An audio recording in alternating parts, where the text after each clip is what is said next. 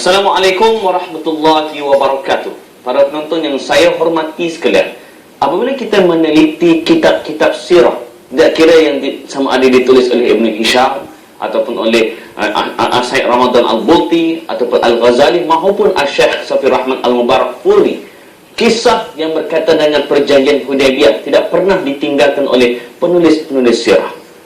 Kerana apa? Sebab ia menggambarkan bagaimana Nabi Muhammad SAW apabila ingin masuk ke kota Mekah, Nabi menggunakan pendekatan perdamaian, Nabi menggunakan pendekatan rundingan untuk menyelesaikan masalah. Dan alhamdulillah para penonton yang saya hormati sekalian, Malaysia merupakan di antara negara yang cukup popular di dalam mempelopori rundingan di dalam menyelesaikan apa-apa konflik sama ada dalam negara maupun di luar negara. Antaranya suka saya berkongsi yang berkaitan dengan konflik yang dilaporkan lebih 5,000 orang terbunuh di 3 wilayah selatan Thailand, iaitu Yala, Patani dan Narathiwat sejak pemberontakan meletus pada 2004. Dan para penonton, pada 28 Februari yang lalu, Malaysia berjaya mengusahakan perjanjian persetujuan bersama yang ditandatangani antara kerajaan Thailand dan Barisan Revolusi Nasional BRN sebagai satu permulaan bagi mengusahakan rundingan damai menamatkan sengketa sekian lama.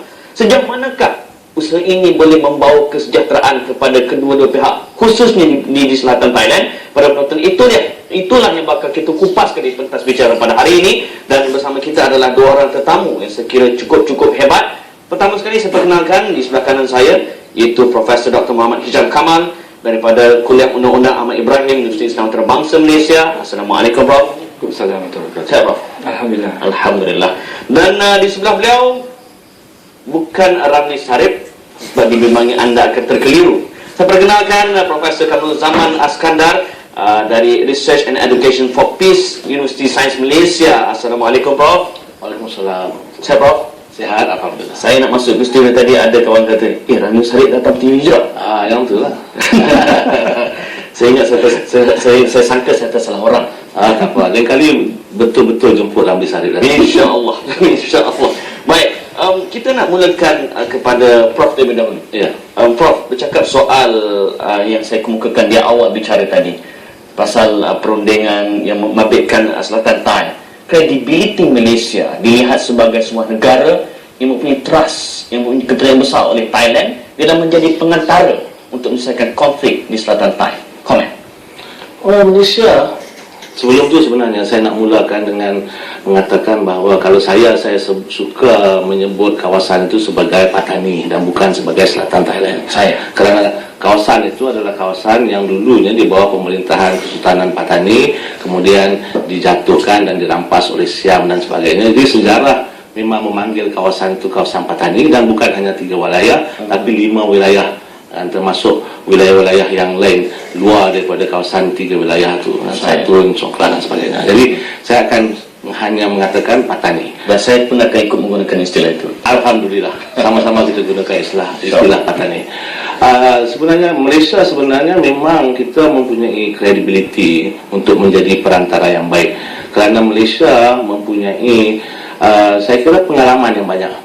Pengalaman yang banyak. Ambil saja contoh pengalaman kita menjadi perantara yang baik di konflik di antara kerajaan Filipina dengan kelompok MILF yang kita tanda tangan framework agreement for the Bangsa Moro yang ditandatangan bulan Oktober tahun 2012.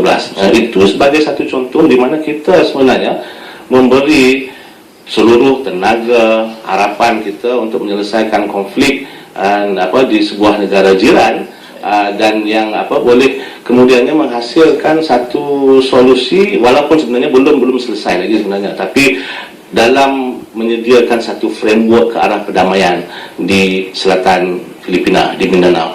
Kita juga menjadi satu, saya kira kita boleh menjadi perantara yang baik kerana kita faham dengan isu di Patani ini. Kita faham bahawa isu di Patani adalah isu identiti. Isu di Patani adalah isu di mana satu bangsa yang setelah sekian lama tertindas oleh pemerintah yang menakluki kawasan mereka, cuba untuk mengeluarkan kawasan mereka daripada pemerintahan dan kekerasan itu. Dan kita faham isu ini kerana ada banyak isu-isu identiti di Malaysia. Dan kita Malaysia sebagai sebuah negara Islam yang moderate, yang memahami kepentingan identiti setiap bangsa yang ada di dalam negara ini, kita boleh menjadi perantara yang baik sebab kita faham juga isu kenapa orang-orang di Patani berjuang untuk mencapai kemerdekaan mereka dan berjuang untuk mendapat masa depan yang lebih baik, bukan hanya untuk diri sendiri dan tapi juga untuk anak cucu mereka di masa akan datang. Kita faham yang itu semua. Kita juga boleh menjadi perantara yang baik sebab kita tidak mempunyai sebenarnya lain-lain niat, lain-lain intention selain daripada memajukan dan mendamaikan kawasan Patani, kerana apa yang berlaku di kawasan Patani mempunyai impak juga kepada negara kita. Kita berjiran. Kalau jiran kita itu baik, jiran kita sihat, jiran kita maju, berkembang ekonomi dan sebagainya, kita juga akan menjadi sihat, baik daripada segi ekonomi, baik daripada segi macam-macam segi. Kalau jiran kita sakit, kita juga akan sakit. Jadi kita mempunyai credibility daripada segi kesemua itu. Nanti kata lain, track record Malaysia speaks by itself. Yes, track record kita speak by itself. Dan juga yang saya nak tambah lagi, kita juga sebenarnya kalau kita lihat banyak pemimpin-pemimpin gerakan Patani ini ada di Malaysia, dan kita terus terang je lah, banyak ada di Malaysia, dan kita sebenarnya boleh mempunyai pengaruh dan membawa mereka kepada jalan perdamaian dan cuba mewujudkan perdamaian yang mengekalkan identiti mereka, menjaga kepentingan mereka, membangunkan harapan untuk masa depan mereka, dan kita boleh sama-sama bekerja dengan mereka, bukan menyuruh tapi sama-sama bekerja dengan mereka untuk membangunkan itu semua. Dan saya rasa itu yang Thailand juga inginkan. Thailand juga inginkan negara dia damai. Thailand juga inginkan masalah yang berlaku di Patani dapat diselesaikan dengan baik, dan siapa yang punya track record yang baik di rantau Asia Tenggara ni, bukan di Indonesia, bukan negara-negara lain, tapi saya kira Malaysia lah yang paling sesuai. Dan cantik apa yang disebutkan oleh Prof tadi mengenai bagaimana pendekatan perdamaian merupakan jalan penyelesaian terbaik, dan dalam sirah sendiri Prof, Nabi Muhammad SAW telah terbukti seawal remajanya mampu menyelesaikan perbalahan puak kabilah yang berebut bergaduh sehingga kena berperang demi untuk meletakkan batu Hajarul Aswad. Bagaimana ibrah yang kita boleh ambil di dalam konteks Malaysia untuk menjadi pengantara kepada sebarang masalah konflik negara, sama ada dalam negara maupun di luar negara, Prof? Ya, terima kasih Tuan Fungsi menyebut tentang kisah di mana Rasulullah SAW menjadi perantara dalam penyelesaian konflik, dan pada ketika itu baginda SAW masih belum lagi dilantik menjadi Rasul. Ini menunjukkan bahawa jiwa baginda SAW memang adalah jiwa yang menjurus kepada perdamaian, kepada keamanan. Dan Allah Subhanahu Wa Taala memilih baginda SAW untuk menjadi Nabi, sebab baginda mempunyai sifat-sifat ciri-ciri begini, menuju ke arah perdamaian dan keamanan. Bukan seorang yang suka mencari masalah, mencari gaduh, tetapi seorang yang menyelesaikan permasalahan, yang cuba mengelakkan pertikaian menjadi lebih besar. Dan kalau kita lihat juga kepada seperti mana yang disebut oleh Tuan Pengerusi di awal tadi tentang perjanjian Hudaibiyah, bagaimana Rasulullah SAW seorang yang berusaha untuk mencari titik perdamaian, walaupun ketika itu terdapat sedikit tentangan daripada pihak Quraisy tidak mahu membenarkan Nabi untuk melakukan umrah, tetapi melalui peranan pihak ketiga dalam kisah perjanjian Hudaibiyah, sebelum termeterainya perjanjian tersebut, memang terdapat beberapa pihak yang datang menjadi orang tengah yang melihat bagaimana Nabi dan sahabat datang betul untuk menaikkan umrah, bukan untuk berperang, dan menyampaikan berita tersebut kepada orang-orang Quraisy, mengatakan bahawa Muhammad benar datang ke sini untuk umrah, kamu patut benarkan. Jadi di situ, walaupun yang menjadi orang tengah di situ adalah orang-orang bukan Islam, tetapi Nabi SAW mengambil manfaat daripada usaha orang tengah ini, walaupun mereka bukannya beragama Islam. Dan dalam Al-Quran sendiri memang terdapat beberapa ayat yang berkaitan dengan perdamaian, dan saya ambil daripada surah ke-8 ayat 61 saya, yang bermaksud, dan jika musuhmu cenderung untuk berdamai, maka kamu hendaklah juga cenderung untuk berdamai, dan seterusnya berserahlah, bertawakal kepada Allah Subhanahu Wa Taala. Jadi matlamat dia adalah untuk mencapai perdamaian, mencapai keamanan, walau bagaimana cara sekalipun, walau mengikut perantara, walaupun perantara itu bukan Islam sekalipun, kalau itu menuju pada perdamaian, maka tidak salah untuk untuk seseorang Islam itu untuk mengambil kesempatan untuk ke arah kedamaian. Baik, Prof, saya nak kaitkan dengan isu di Patani. Saya dah tak guna selatan isu di Patani. Kali ini ditelusuri dari segi sejarah, sudah bukan sekali pelan damai diadakan, bukan sekali gencatan senjata diadakan. Ada banyak usaha damai, gencatan senjata yang bertemu jalan buntu. Apakah yang kita boleh belajar muhasabah bab Malaysia yang mengisi lakunan ini, supaya kita tidak mengulangi kesilapan yang lampau, lantas kita menjadi added value kepada usaha yang murni ini, Prof? Kalau kita lihat kegagalan proses sebelum ini ada beberapa sebab. Satu sebenarnya adalah kalau kita lihat sebelum ini tiada kesungguhan di pihak pemerintah Thailand untuk menyelesaikan masalah ini. Kita tahu bahawa pemerintah Thailand beberapa tahun yang lalu ini dia sibuk dengan masalah dalaman dia, baju kuning lawan dengan baju merah dan ada kudeta dan macam-macam lagi. Jadi isu-isu dalaman yang kemudiannya membuatkan segala usaha untuk nak mencari perdamaian di Patani itu menjadi susah kerana dia harus membetulkan dalaman dia dulu.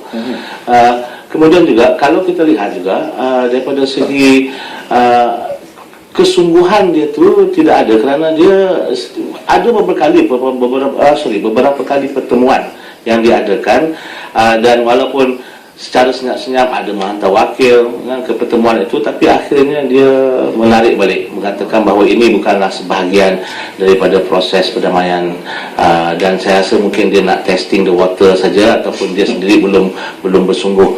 Dan inilah kali pertama sekali kita lihat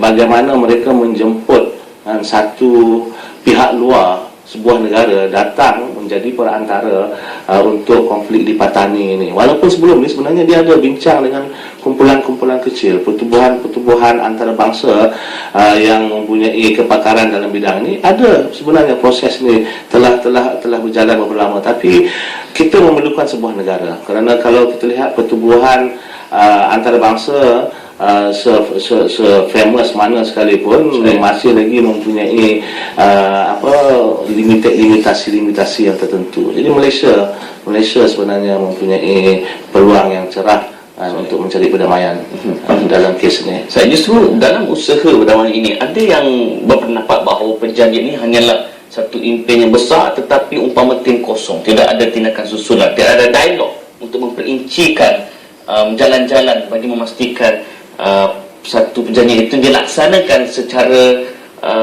adil. Bagaimana komen, Prof?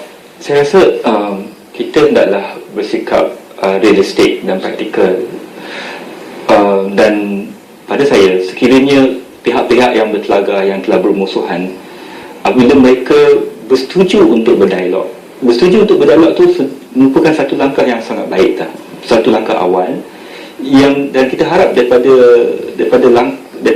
persetujuan untuk berdialog, untuk berunding ini akan akhirnya membawa hasil yang kita harapkan, iaitu perdamaian dan keamanan.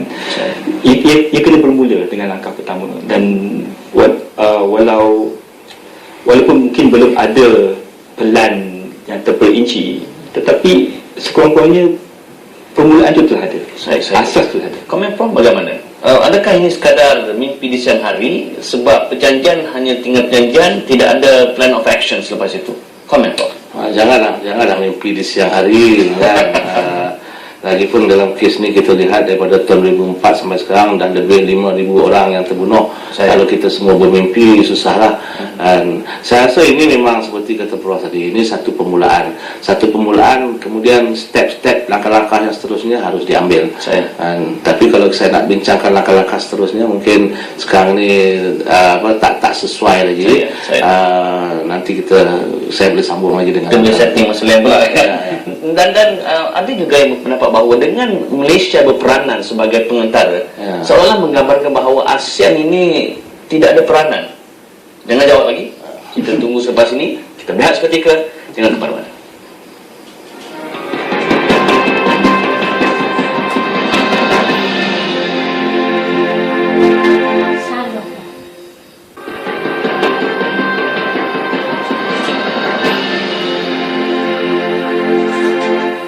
Kembali ke pentas bicara, kita membicarakan soal perantara rundingan damai. Dan sekejap tadi saya sempat mengusik Prof pasal penglibatan Malaysia sebagai perantara di dalam rundingan damai dalam isu petani. Adakah ia menggambarkan bahawa ASEAN ini seolah-olah hidup segan mati tak mau? Komen. Bukan hidup segan mati tak mau. ASEAN masih lagi hidup dan tak berapa segan sangat pun. Tapi cuma ASEAN dia mempunyai kekangan. Ada limitasi untuk ASEAN menghadapi kes-kes seperti di Patani ini. Kerana kita kena ingat, ASEAN adalah sebuah pertubuhan yang ada 10 buah negara. Dan setiap negara sebenarnya mempunyai isu-isu dalaman yang mungkin sedang berlaku dan cuba disembunyikan atau belum lagi mau diselesaikan oleh negara-negara tersebut. Jadi kalau sebagai sebuah organisasi ASEAN kemudian pergi cuba menyelesaikan satu kes konflik dalam sebuah negara, ada negara anggota lain yang khawatir, yang risaukan bahawa konflik dalaman negara mereka sendiri akan orang lain cuba masuk campur juga. Jadi sentiasa ada kekangan seperti itu. Dan saya akan tanya sekali lagi pasal langkah-langkah yang Prof buat teaser sekejap tadi. Tapi saya nak beralih kepada Prof Ishak Kamal soal bagaimana Nabi Muhammad SAW dalam hadisnya menyatakan bahawa seseorang pemerintah yang bertanggungjawab terhadap kebajikan orang Muslim tetapi tidak dengan ikhlas berusaha untuk memenuhi kebajikan mereka, tidak akan masuk syurga. Ini hadis Sahih Muslim menggambarkan bahawa pemerintah memiliki tanggungjawab yang besar di dalam isu menjaga kebajikan rakyat. Justru usaha di dalam kita memastikan perdamaian di antara negara adalah usaha yang nak mengelak daripada asalkan sebut orang Islam mesti pemberontakan, asalkan sebut masyarakat Muslim mesti keganasan, asalkan sebut masyarakat Islam mesti sebut konflik, masalah dan sebagainya. Komen. Saya nak terangkan tentang dua sebab Allah menciptakan manusia. Pertama sekali, Allah menciptakan manusia sebagai hamba kepada Allah, untuk beribadat kepada Allah. Yang kedua, sebagai khalifah di muka bumi ini. Dan tanggungjawab sebagai khalifah adalah untuk memakmurkan muka bumi ini. Dan atas dasar itu, semasa penciptaan Adam, Allah mengajar Adam nama-nama benda-benda supaya Adam boleh memakmurkan bumi ini, memajukan bumi ini.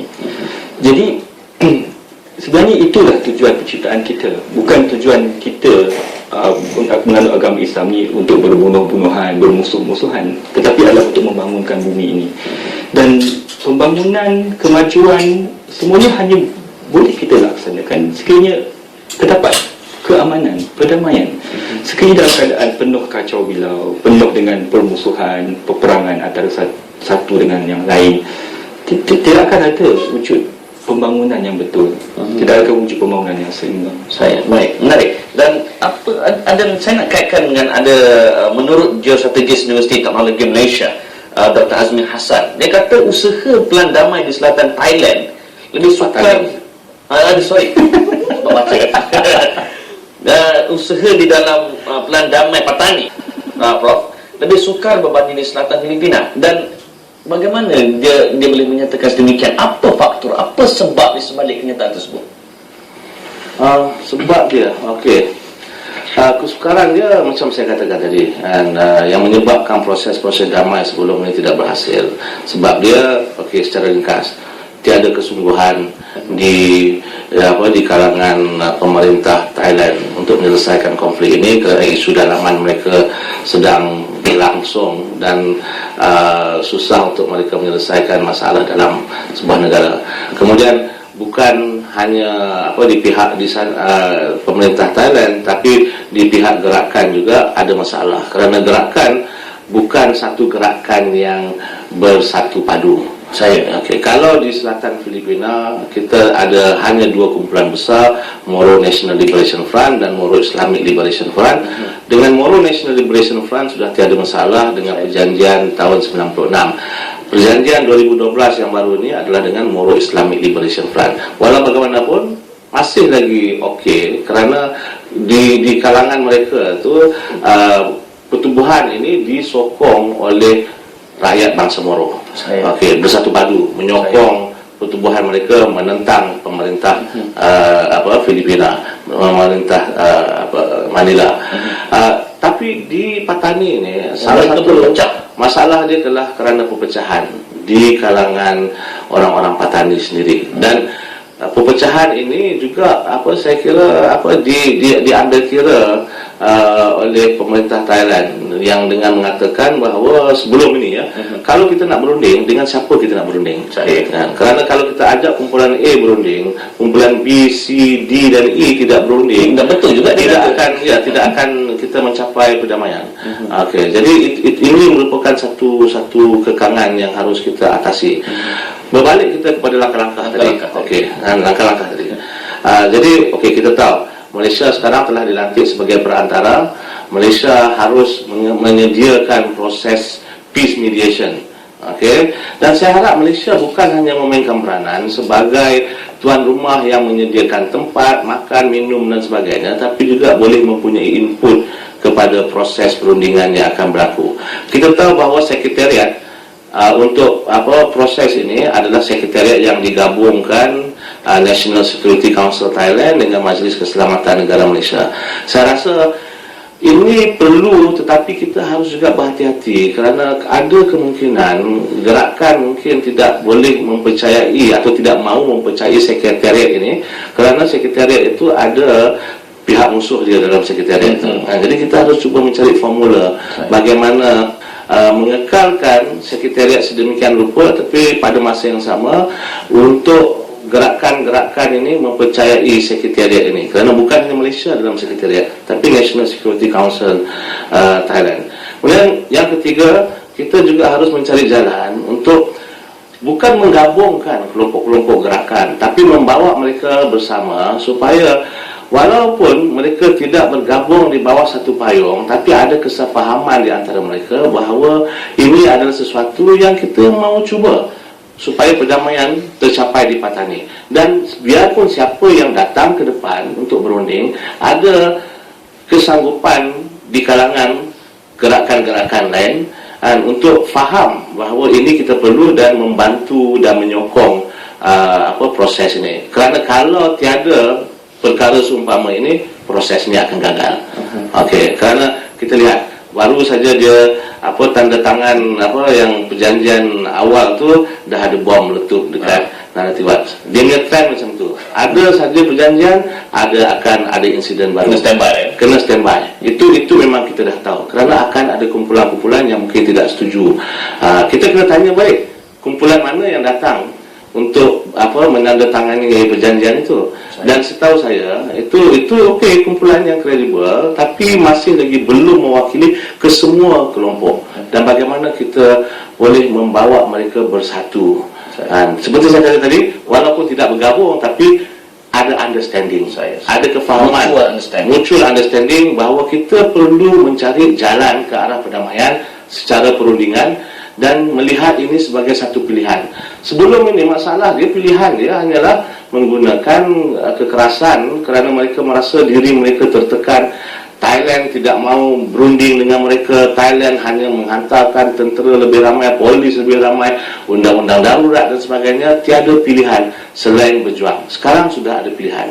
Jadi saya sarankan kita gunakan peluang yang ada sekarang ini, kita perkukuhkan kumpulan-kumpulan gerakan, kita lihat, ini kena lihat juga betul atau tidak ada kesungguhan di pihak kerajaan Thailand itu sendiri, dan bukan hanya semata-mata ada kepentingan lain. Ada kesungguhan, ada political will, ya.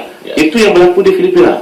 Presiden dia ada political will. Dia kata kita mesti selesaikan masalah ini sebelum dia habis dia punya presiden term dalam political will di pihak mereka, dan perlu ada step-step yang lebih kecil, gencatan senjata, penarikan keluar tentera daripada kawasan di kedua belah pihak, bukan hanya di pihak tentera Thailand tapi juga yang pejuang-pejuang. Kemudian usaha-usaha damai dalam masyarakat itu sendiri, penglibatan masyarakat dalam proses ini juga perlu. Ini salah satu daripada apa yang kita lihat, yang berlaku di Filipina, di Mindanao itu ialah proses konsultasi dengan masyarakat itu perlu. Masyarakat Patani perlu merasakan bahawa proses perundingan ini bukan hanya dilakukan oleh satu kumpulan untuk mereka, tapi mereka ada input dalam proses itu. Jadi saya membaca buku Seven Habits of Highly Effective People. Dia kata before you prescribe, you must diagnose. Sebelum kita bagi ubat, kita kena faham dulu kawan tu sakit apa. Dalam isu Patani, bila berlaku perpecahan kumpulan yang amat dahsyat, apa yang menyebabkan mereka sukar untuk bersatu? Masalah ekonomi kah? Masalah agama kah? Masalah kuasa kah? Apa dia masalah sebenar di sebalik apa yang dinyatakan oleh Prof sekejap tadi? Saya kurang arif tentang masalah yang timbul di kalangan orang-orang Melayu Patani. Tapi kemungkinan dia adalah berpunca daripada pelbagai faktor-faktor. Ia boleh jadi ideologi, pemahaman. Ia boleh jadi dari sudut ekonomi. Pelbagai. Bagaimana Islam membawa satu bentuk formula supaya kita lebih membawa pendekatan tafahum di dalam kita, sebelum kita bertaawun, kita memahami sebelum kita menolong. Bagaimana Prof? Dia dalam Islam sebenarnya perbezaan pendapat itu adalah perkara biasa. Cuma biasanya dalam Islam ni, dalam sistem yang asal, dia ada khalifah-khalifah, dan bila khalifah membuat satu keputusan, maka kesemua orang-orang Islam di dalam wilayah tersebut mematuhi keputusan khalifah. Seperti di Malaysia, kita ada raja-raja yang bertindak sebagai ketua agama Islam. Jadi ada raja-raja memutuskan sesuatu fatwa umpamanya yang dikeluarkan oleh mufti sebagai undang-undang untuk orang Islam, semua wajib patuh. Ini berdasarkan pada ayat Quran, ati umur, ati rasul, ulil amri minkum. Jadi seperti mana yang Prof sebutkan tadi, terdapat banyak kumpulan-kumpulan. Jadi kalau sekiranya boleh di kumpulan-kumpulan ini berunding untuk memilih di kalangan mereka, umpamanya seorang pemimpin, dan mereka semua patuh kepada apa saja keputusan yang dibuat melalui rundingan syura umpamanya. Jadi ini mungkin boleh mengurangkan pergeseran perbalahan. Perbezaan pendapat memang perkara biasa, tetapi jiwa fikiran kena besar untuk membezarkan. Dan Prof, bila bercakap soal perpecahan yang begitu teruk di Patani, saya kira apabila contohnya Hamas dan Fatah mereka menyatakan kesediaan untuk bersama dalam isu Palestin, itu adalah sesuatu yang besar dalam impak perdamaian di Palestin dan juga Israel. Justru sukarkah kita untuk memastikan gerakan-gerakan di Patani bersama di dalam memastikan perdamaian berlaku, mencari common bond di antara mereka? Sukar sangatkah, Prof? Saya rasa tak suka, kerana walau apapun yang berlaku, mereka semua mempunyai satu kesamaan, iaitu mereka mahukan Patani itu bebas sebagai sebuah kawasan yang dihuni oleh manusia, individu yang bermartabat, yang berdaulat, yang mempunyai kebebasan.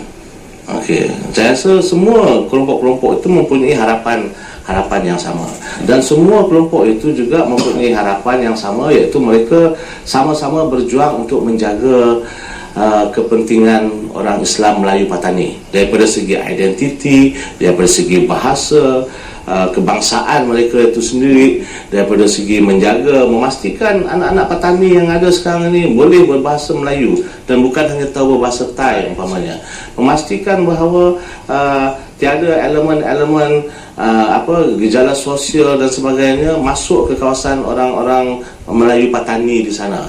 Dan ada kadang-kadang saya dengar cerita mungkin elemen-elemen ini dimasukkan daripada luar dan sebagainya. Mereka masing-masing semua menolak itu. Jadi ada sebenarnya kesamaan di antara orang-orang Melayu Patani, dan saya rasa kita boleh mencari titik pertemuan antara mereka. Baiklah para penonton yang saya hormati sekalian, bagaimana apa yang berlaku di Patani memberi kesan kepada ekonomi negara Malaysia? Kita tunggu selepas ini jawapannya di Pentas Bicara. Jangan ke mana-mana.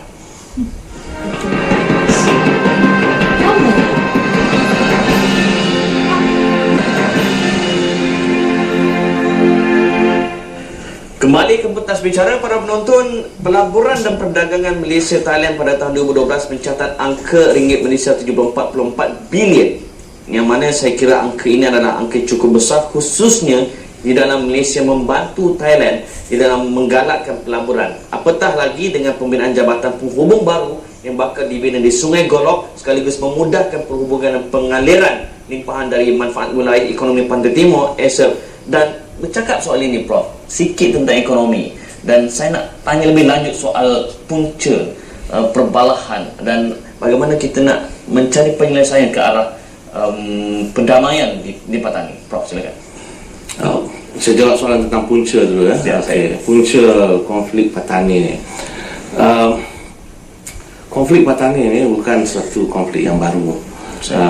Kalau ada masa boleh saya cerita sejarah sikit, sebab tak ada masa, mungkin sikit-sikit saja. Kesultanan Melayu Patani, kompres Kesultanan Melayu Patani yang jatuh dalam tahun 1786, dan selepas daripada itu hilang kuasa pemerintahan orang-orang Melayu Patani, dan mereka terpaksa hidup di bawah jajahan pemerintah Thailand. Kemudian dalam tahun 1909 kawasan seluruh Kesultanan Melayu Patani itu dibahagikan kepada dua, yang di sebelah utara kawasan itu termasuk ialah Patani, Narathiwat, Songkhla, Satun masuk diberikan kepada kerajaan Thailand, dan kawasan-kawasan yang selebihnya termasuk Kelantan, Terengganu diberikan kepada British dalam tahun 1909. Dan daripada itulah mereka terus berjuang untuk mendapat kemerdekaan mereka, kerana biasalah hidup di bawah penjajahan sebuah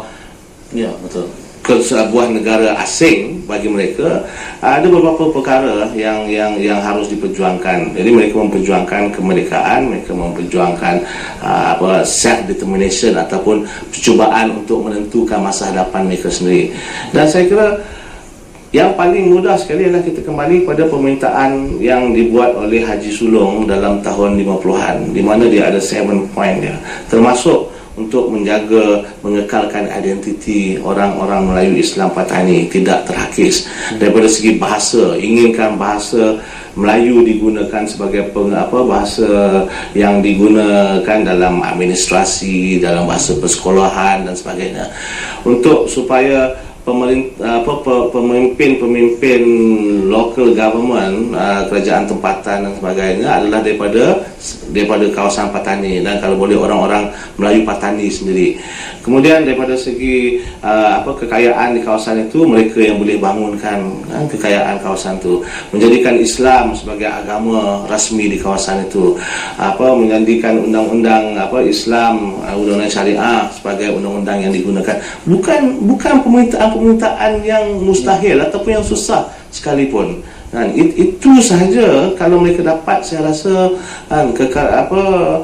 pergelutan di antara mereka dengan orang-orang Bangkok dan sebagainya boleh diselesaikan, kerana ini adalah konflik yang melibatkan identiti, melibatkan politik orang Patani, melibatkan sosioekonomi mereka. Kawasan Patani masih lagi kawasan yang miskin jika dibandingkan dengan kawasan yang lain, dan melibatkan juga kekerasan yang dilakukan oleh pemerintah Thailand terhadap orang-orang Melayu Patani dan ketidakadilan yang dilakukan terhadap mereka.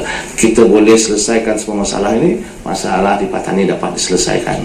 Walaupun bukan kemerdekaan ke ataupun yang seperti yang mereka minta, tapi pilihan-pilihan lain saya rasa masih boleh dapat kita usahakan. Kalau kesemua perkara ini dapat kita pastikan dapat kepada mereka. Itu antara ramuan yang itu antara ramuan. Itu memang dia punya core isu-isu utama yang perlu diselesaikan dalam proses perundingan yang sekarang ini Malaysia terlibat sebagai perantara. Jadi challenge dia adalah kepada kedua belah pihak untuk mencari jawapan kepada soalan-soalan ini. Challenge dia adalah kepada Malaysia, bagaimana Malaysia boleh membawa kedua-dua belah pihak untuk mendapat persetujuan berkenaan dengan perkara-perkara ini, dan saya rasa tidak mustahil. Dan Prof, kesediaan Thailand membuka pintu pada Malaysia untuk diberi kepercayaan fiqh sama ada oleh pihak pemerintah maupun golongan minoriti. Dan saya kira ini tanggungjawab besar Malaysia untuk menjaga hati pihak pemerintah Thailand dan juga golongan minoriti, dan pada masa yang sama kita tidak mahu Malaysia menggadai prinsip dan pendirian Malaysia sendiri, khususnya dalam konteks kita sebagai sebuah negara yang menggunakan Islam sebagai agama persekutuan. Komen Prof Rasman ini. Saya rasa dalam perkara ini kita kena pihak Malaysia, pihak Thailand, juga pihak orang-orang Melayu Patani, kesemuanya kena berpandangan jauh. Seperti mana yang kita ungkapkan tadi tentang perjanjian Hudaibiyah. Terdapat beberapa peruntukan dalam perjanjian Hudaibiyah yang para sahabat merasakan sebagai tidak adil terhadap orang Islam. Namun Nabi SAW meneruskan juga proses rundingan tersebut, dan akhirnya perkara yang dianggap tidak adil itu akhirnya menjadi satu punca kepada kejayaan Islam di masa kemudiannya. Jadi tentulah dalam perundingan semua pihak hendakkan kepentingan lebih terjaga, tetapi dalam perundingan perlu ada toleransi, tolak ansur. Ada yang kita terima, ada yang kita kena beri. Dan tetapi apa yang penting adalah semua pihak akhirnya berjaya mencapai perdamaian, keamanan yang akan memberi manfaat kepada kesemua pihak.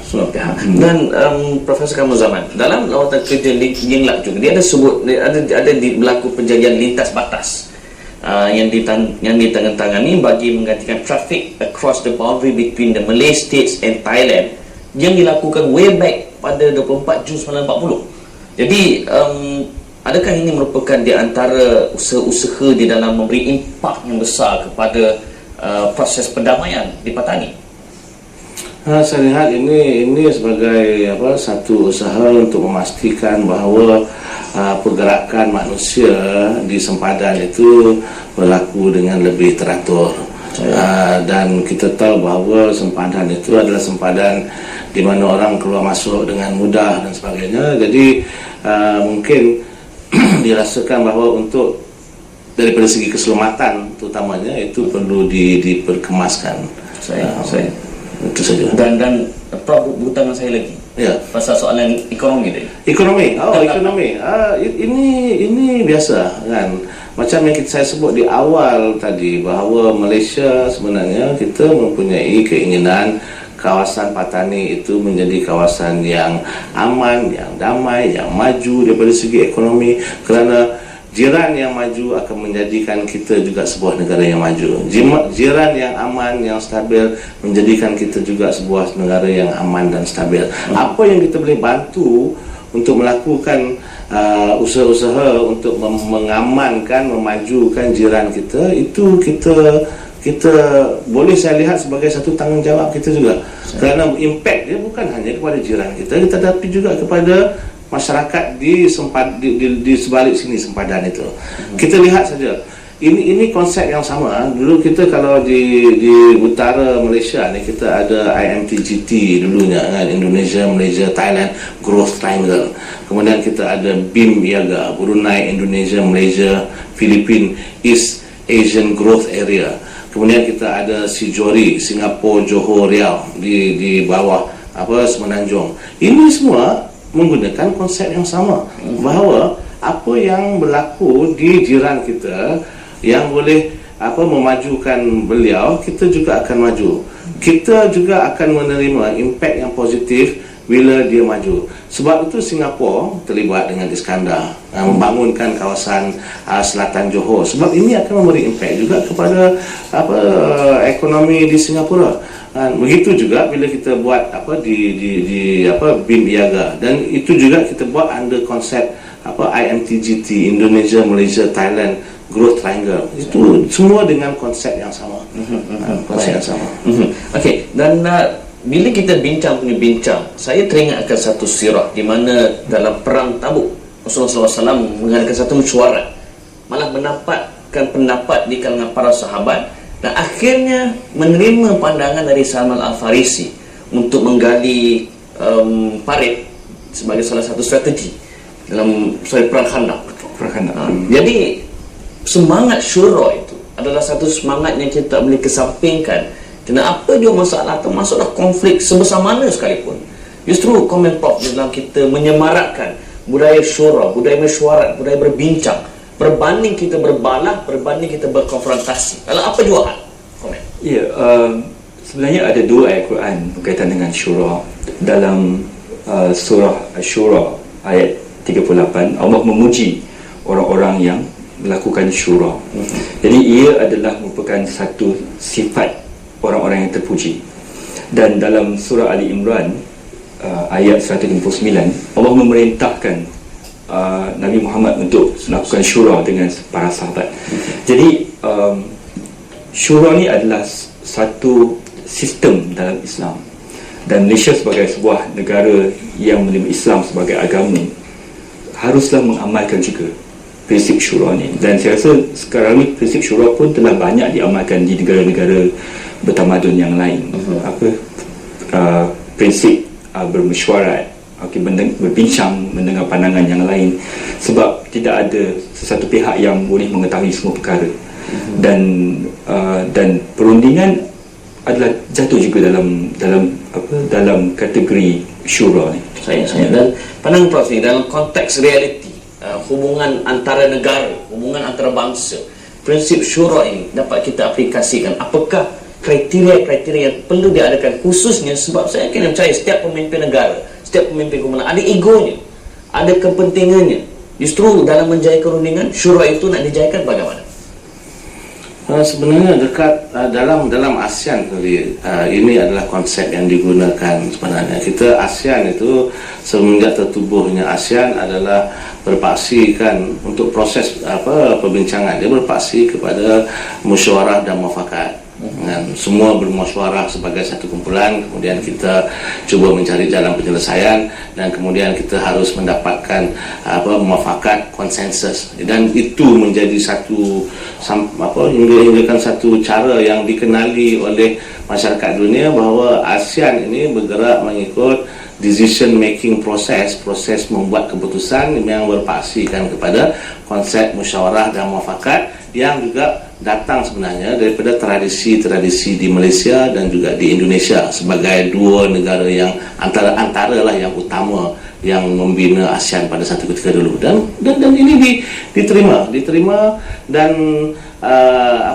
berkembang hingga diterima oleh semua negara anggota ASEAN, sampai kadang-kadang susah nak buat keputusan sebab konsensus dan harus mencari konsensus sehingga ada model-model baru. Tapi tak apalah, itu semua sebagai asas bahawa kita perlu berbincang, bermuasyarah dengan semua orang. Balik kepada soalan tadi, bagaimana apakah elemen-elemen yang penting untuk bermuasyarah? Sebenarnya kita kadang-kadang masalah dia ialah kita tidak suka berbicara, termasuk berunding dengan orang-orang ataupun kelompok yang tidak sehaluan dengan kita. Kita hanya suka berbincang dengan yang sama pemikiran dengan kita. Sedangkan untuk menyelesaikan masalah, kita harus berbincang dengan orang yang tidak bersetuju dengan kita untuk mendalami kenapa dia tak bersetuju. Baru selesai masalah. Nah, itulah. Jadi perlu ada inclusivity termasuk dalam proses ini. Proses perdamaian Patani kan, yang sedang yang akan dimulakan, belum mula lagi pun, yang akan dimulakan mungkin dalam masa 2 minggu ni, harus ada inclusivity. Dan kalau kita lihat dalam textbook mediation dan sebagainya, ini adalah sebagai satu poin yang penting juga, inclusivity. Maksudnya semua pihak yang berkepentingan sama ada dibawa masuk untuk berbincang, ataupun sekurang-kurangnya apa yang mereka inginkan, apa yang mereka rasakan perlu kita ambil kira dalam perbincangan. Jangan reject terus. Jangan reject. Kita jangan reject kerana orang yang kena reject ini akan jadi desperate, akan menjadi terdesak dan boleh melakukan perkara-perkara di luar batasan. Okey. Dan ini termasuk pula dengan yang terdesak tadi, kerana apa yang kita lihat Patani ini adalah kes di mana sekelompok masyarakat Melayu Islam setelah sekian lama merasakan terdesak dengan keadaan di bawah pemerintahan kerajaan Thailand yang tidak mengambil kira keadilan, identiti mereka dan sebagainya, dan kemudian bangun memberontak disebabkan tiada lagi pilihan yang boleh digunakan. Kerana kita tidak memberikan pilihan itu. Pilihan perbincangan perlu ada. Dan ini satu usaha yang saya harap akan mengambil kira kehendak-kehendak banyak-banyak kumpulan ini, dan harus ada proses inclusivity, membawa mereka bersama. Kerajaan Thailand dengan kelompok-kelompok dia, gerakan dengan kelompok-kelompok dia, ahli-ahli masyarakat Patani sendiri, sama ada yang di dalam negara Patani dan di luar negara Patani, pemikiran, hasrat, kepentingan mereka perlu diambil kira juga. Jangan miss mana-mana kumpulan. Inclusivity itu adalah sesuatu yang perlu. Baik. Dan Profesor Kamal, kesimpulan dari apa yang kita bincangkan pada malam ini, supaya para penonton akan dapat merangkumkan bahawa apakah peranan kita selepas menonton bicara pada malam ini. Ya, pada pandangan saya adalah proses perdamaian adalah suatu proses yang sangat penting. Malah dalam Islam sekalipun ia sangat penting, sebab ia adalah satu proses yang membenarkan pembangunan di muka bumi ini dapat dilaksanakan. Sebagai khalifah di muka bumi ini, kita wajib membangunkan muka bumi ini. Jadi saya mengharapkan perdamaian dan keamanan berlaku di negara-negara umat Islam, supaya umat Islam menjadi sinonim dengan pembangunan seperti mana yang pernah berlaku pada masa-masa yang silam. Saya dan Prof. Kamal Zaman, dalam masa kurang 1 minit, kesimpulan kita. Kesimpulan mana boleh 1 minit. Okey, kesimpulan saya ialah saya mengharapkan bahawa proses perdamaian untuk Patani yang akan berlangsung ini, yang melibatkan Malaysia sebagai perantara, akan berjaya. Itu saja harapan saya, kerana telah banyak nyawa manusia yang telah terkorban, telah banyak kesengsaraan ke semua pihak, ramai pihak. Saya seru kepada kawan-kawan yang terlibat dalam proses ini, sama ada daripada pemerintah Thailand, pemerintah Malaysia, dan terutama sekali kawan-kawan yang terlibat dalam gerakan pembebasan Patani. Marilah kita sama-sama membantu proses ini dan menjayakannya dengan baik. Baiklah, Profesor Kamal Zaman Askandar dan juga Profesor Hisham Kamal, terima kasih kerana sudi bersama kami di Pentas Bicara. Dan para penonton yang saya hormati sekalian, bagi melabuhkan tirai bicara pada malam ini, ingatlah akan kata-kata ini. Kita sebagai khalifah, peranan kita iqamatuddin wa siyasatud dunya bihi. Kita membangunkan agama dan kita mentadbir dunia dengan panduan agama. Insya-Allah dunia akan terus aman dan damai. Kita jumpa lagi di Pentas Bicara minggu hadapan. Assalamualaikum warahmatullahi wabarakatuh.